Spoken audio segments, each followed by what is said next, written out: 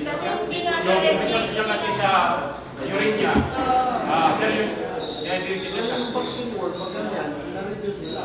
dehydrated na siya sa medical, ano.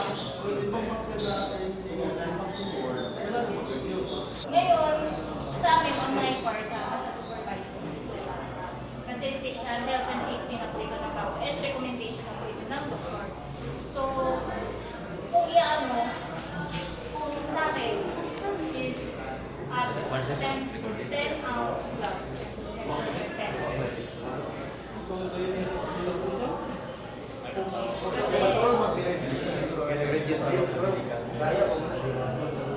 Kasi,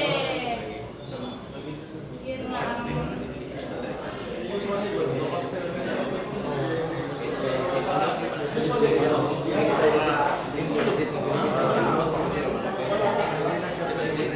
ano ba yung recommendation ko sa amin yan?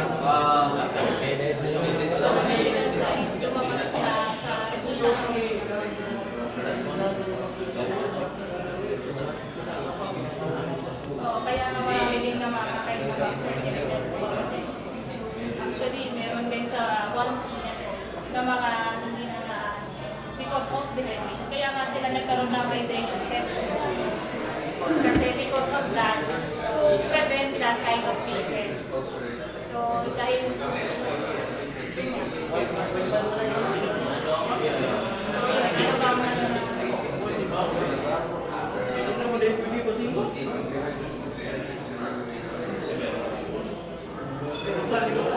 Mas delikado, mas malaki siya sa kanila.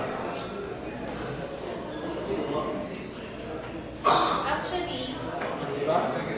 Yan ang problema. the allowable weight for a minimum weight is 2 grams. So, 104. The difference between Ibang division na yung ano po? iba na ang division sa mini-fly. So, hindi pwede makalawa lang mini-fly, makalawa nila na para lumaban. May allowable weight na difference na 100 grams minimum sa minimum. Kasi kung tumatakbo siya ng 104, so, pasok pa rin siya sa ating kasi pasok pa siya sa allowable weight na difference. Meron din pang sa difference sa pagitan ng dalawang kung sa actual impact nila. Meron pa sila sa division ng minimum. Meron pa. So, ayun. Kung dahil ang kanilang paglalabanan ay 105, may 1 pa na sa libra na allowable weight para sa kanila. Pero yung the rest is, ano na siya, handicap and 10%. 10 na ba?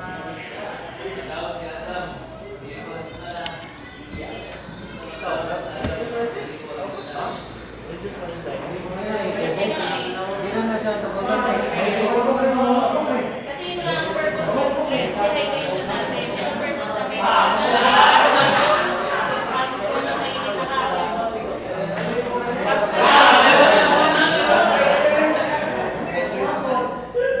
Yun ang ating.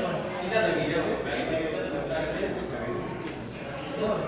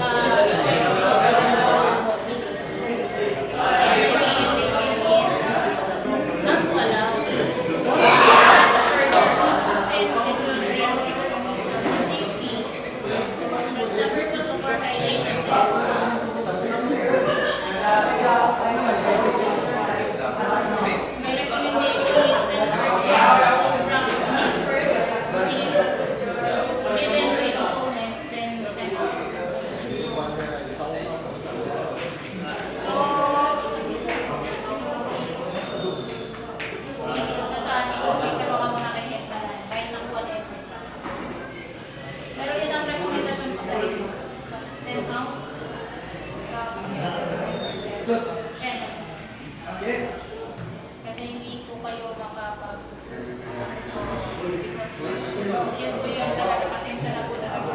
Kasi may mga hindi po ang inyong pangunawa